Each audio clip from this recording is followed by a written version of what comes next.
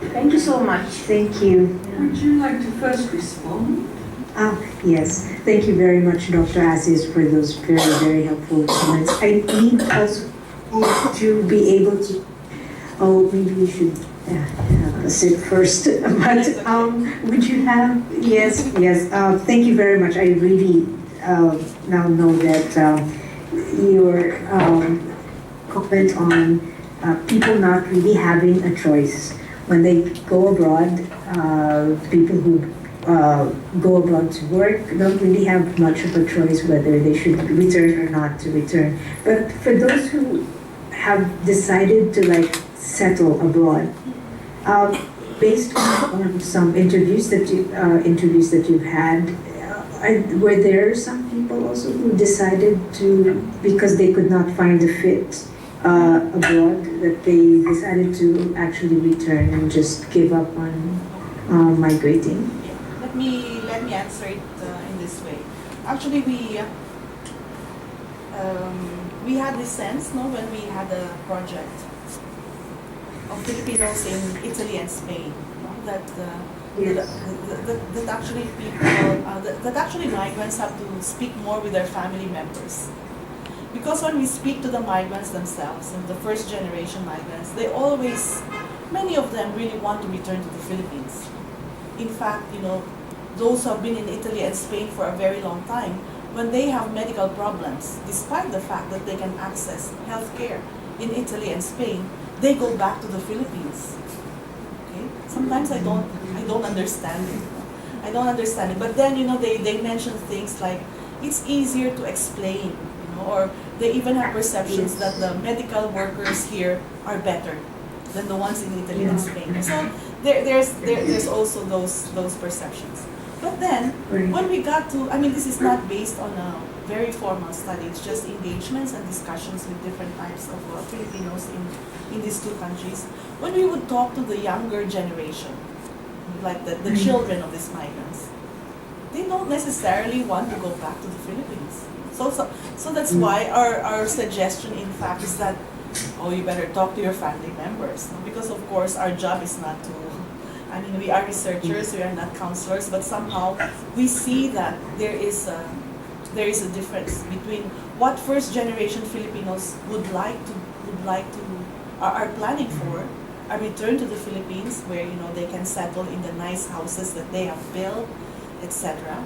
But then the children have other ideas. And sometimes there's also a difference between men and women. The women may want to stay there because the grandchildren are already there, but the husbands want to return to the Philippines where maybe they can be a barangay captain when they return to the Philippines. So actually the whole area of return migration is something that we really have to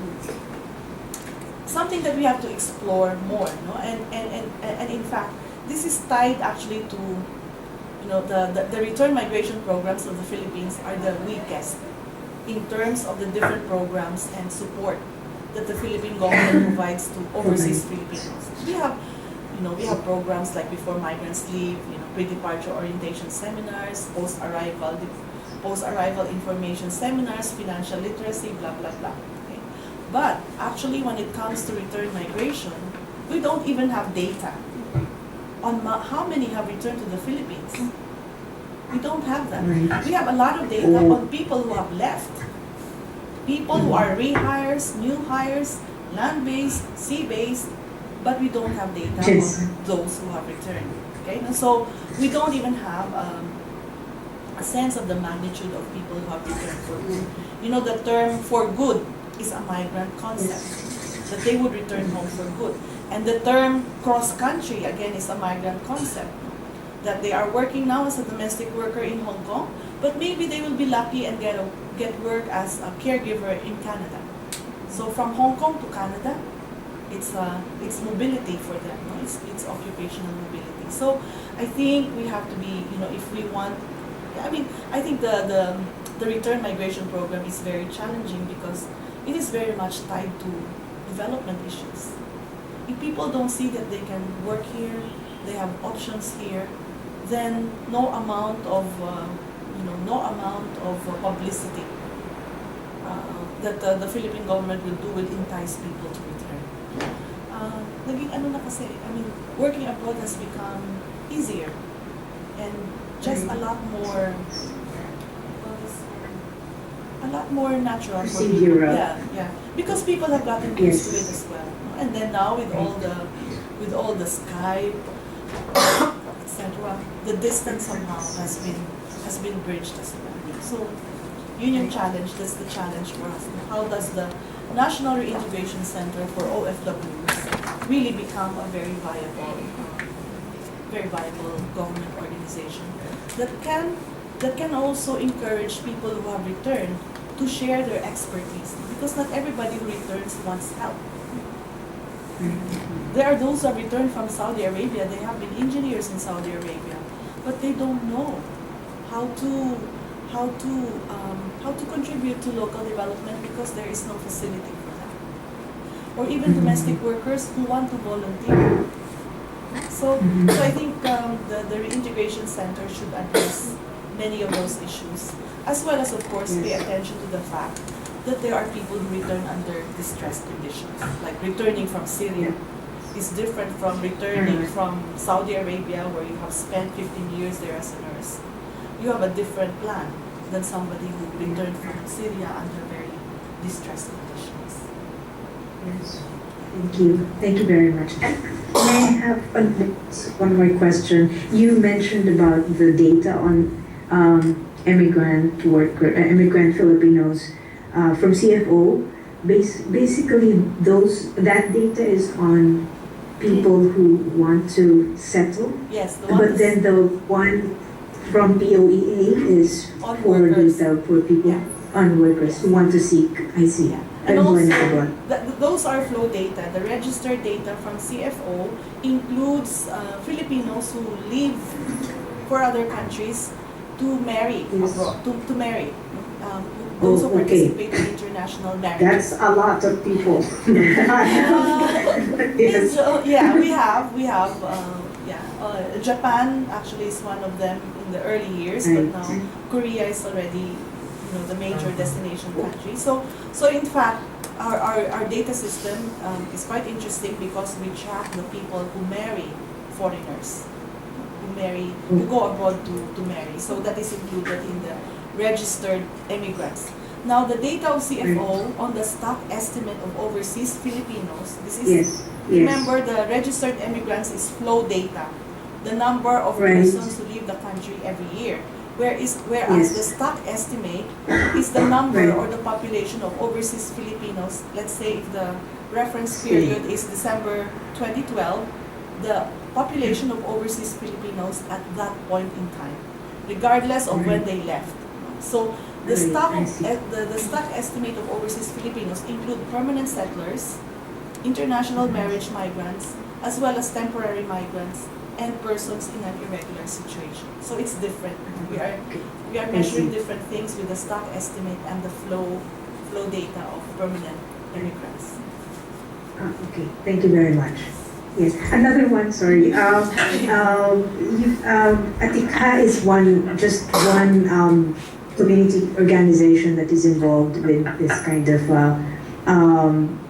grassroots activities. But would you know other community organizations who have this kind of initiative towards mobilization of migrant resources towards local development? Actually, the Unlad Kabayan also has a long history. Unlad Kabayan also.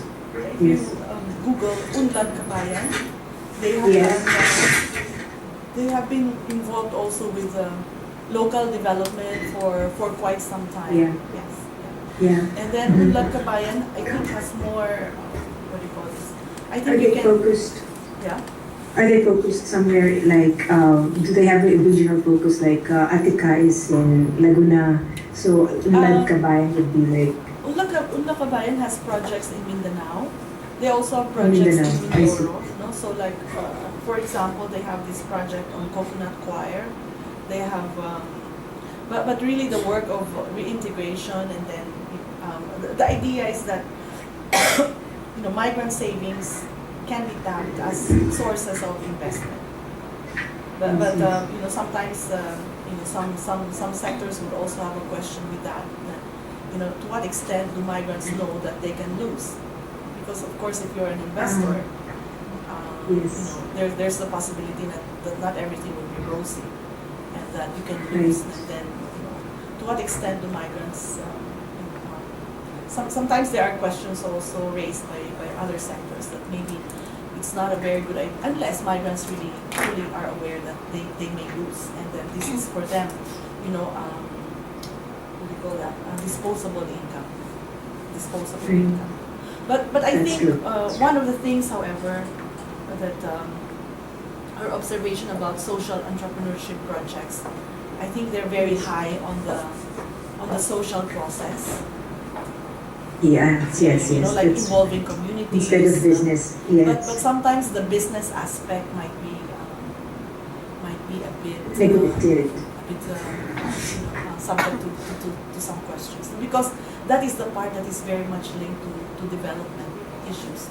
That's true. And some Yes. of those things are not the work of POEA or CFO. Like for example, if a business is having problems with very high power rates, electricity rates, that is already that is not within the purview of the DOLE, the Employment, Department yes. of Labor and Employment. That is Labor already and part of Employment. Ministry, Department of Energy and Infrastructure, etc.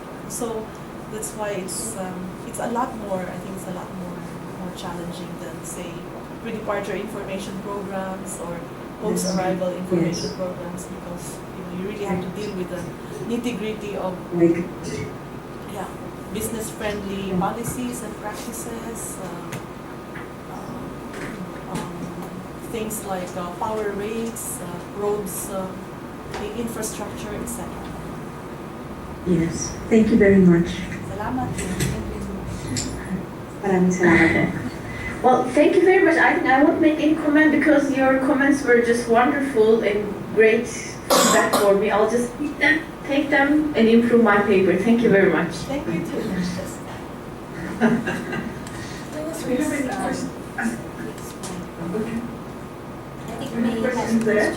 Hi.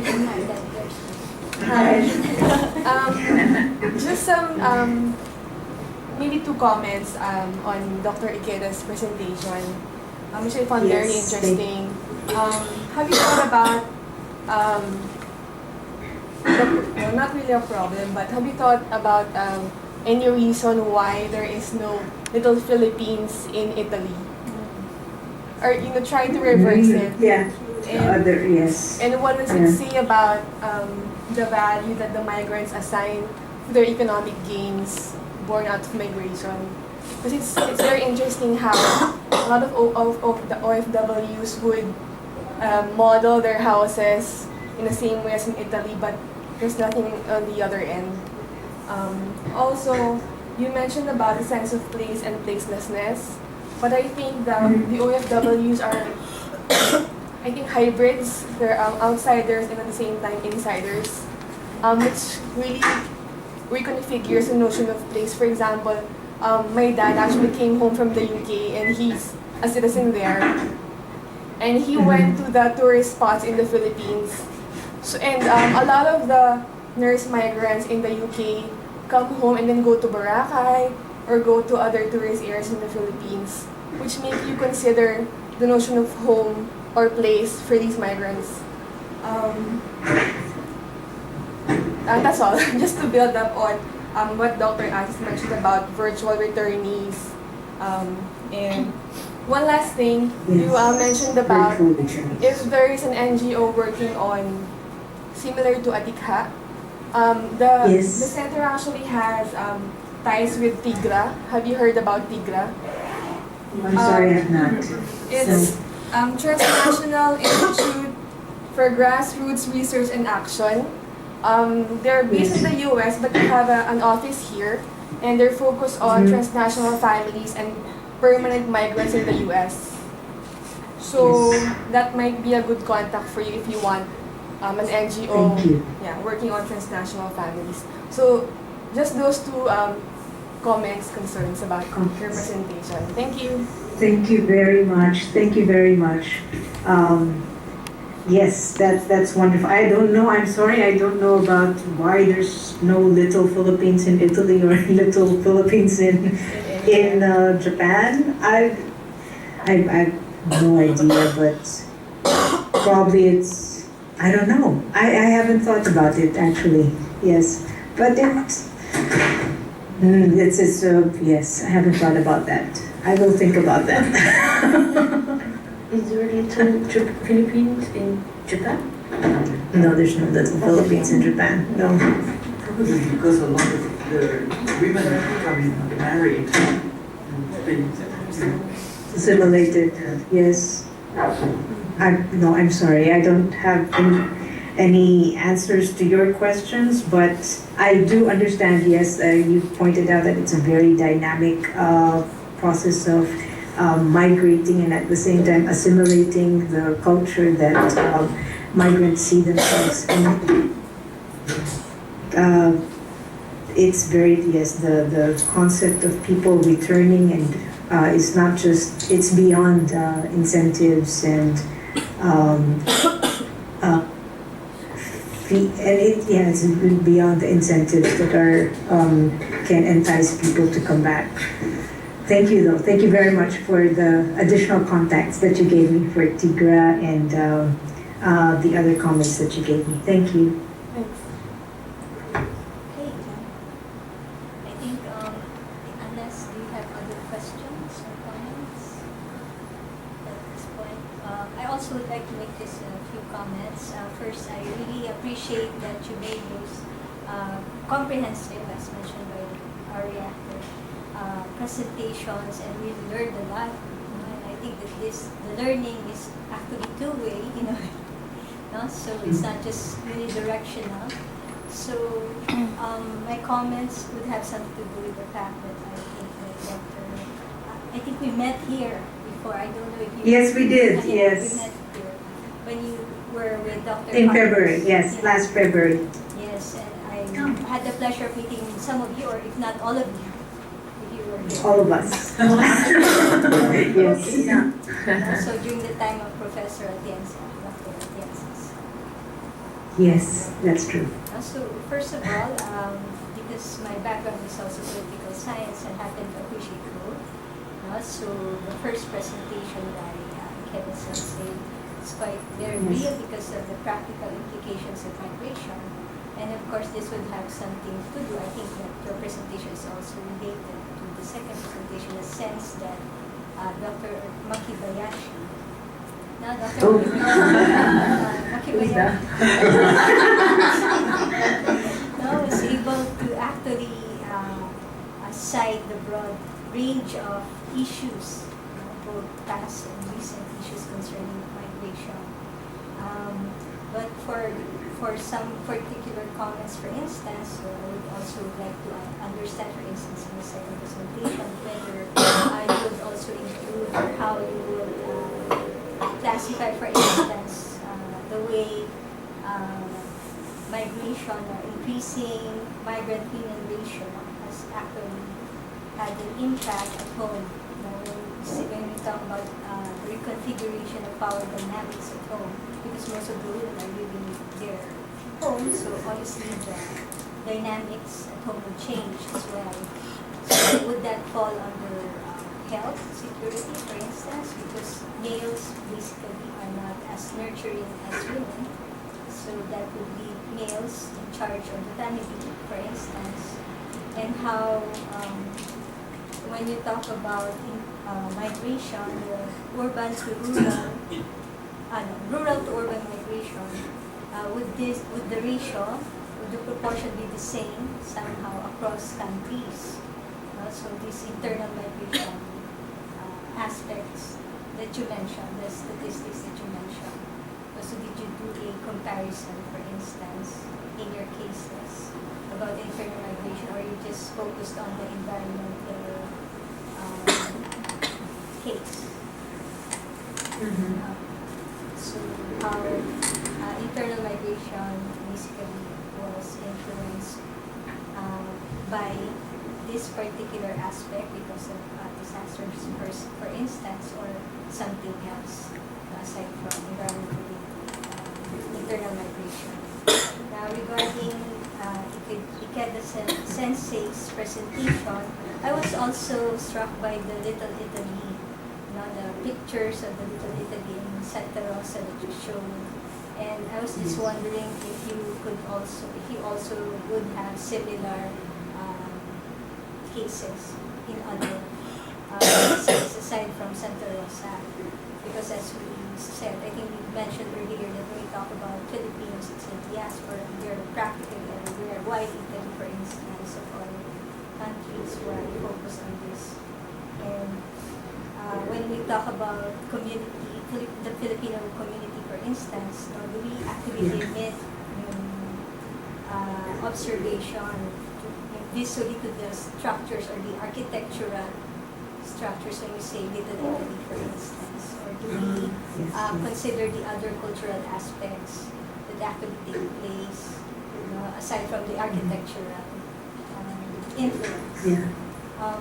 And were you able to include the profile of these returnees? When you mentioned in your graph that it is actually bifurcated, or there's a bifurcation. Did you do profiling, for instance, of those who actually stay or those who decide to return home?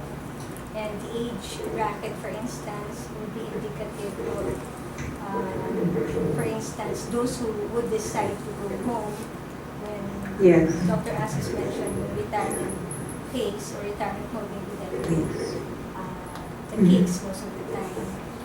And I also would like to ask something, but of course, because of the limitation of time, I'm just raising these questions or citing these comments because I happen to be interested also in what Dr. Asis mentioned, the aspect of those who actually decide to stay would want to marry someone from other countries, but what about those who marry other nationalities and actually decide to return home to invest in the country to establish businesses or small businesses, which I happen to observe as becoming a recent tendency, inclination as well. So if you would do a research, of course these may be isolated cases or anecdotal evidences, but then again, I think it's worth studying as well. I think so too. Yes. Thank you. Thank you. The very good.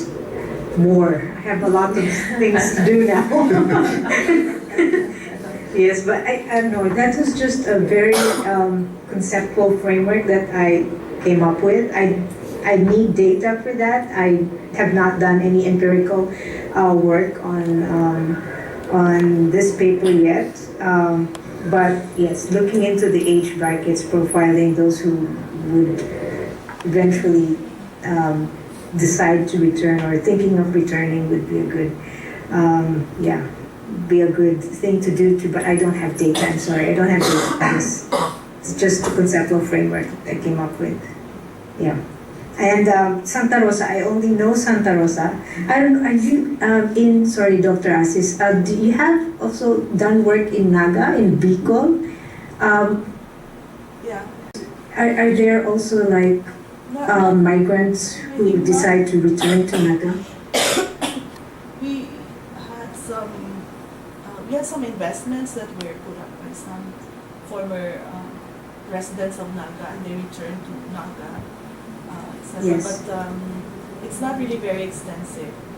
Actually, yung phenomenon like Little Italy, that's also true for the town of Mabini in Batangas, where there's a lot of there's a lot of Filipino migrants working in Italy.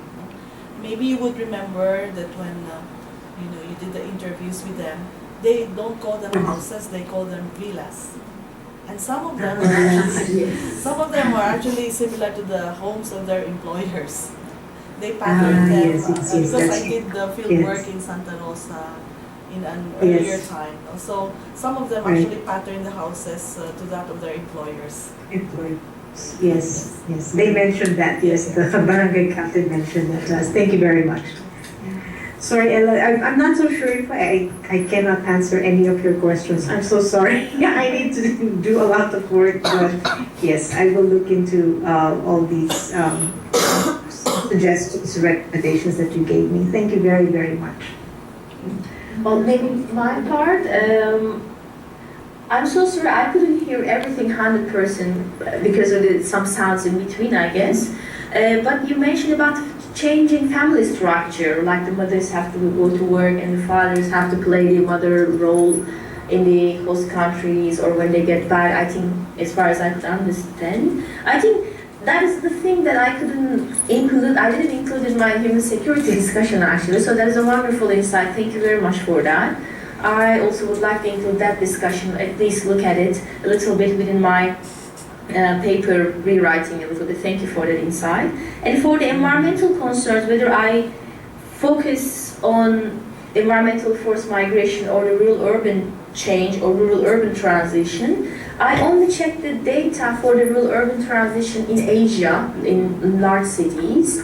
But with your comment also, I think it's important maybe to do a little bit of comparison also with other big cities in Europe or in other places. Might be interesting. If I understood your question or comment correctly, I'm not sure if there was a sound.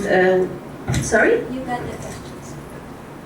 Oh, okay, good. Thank you very much. But really important insight. Thank you again. So I guess. Yes, I think, do you have any questions there?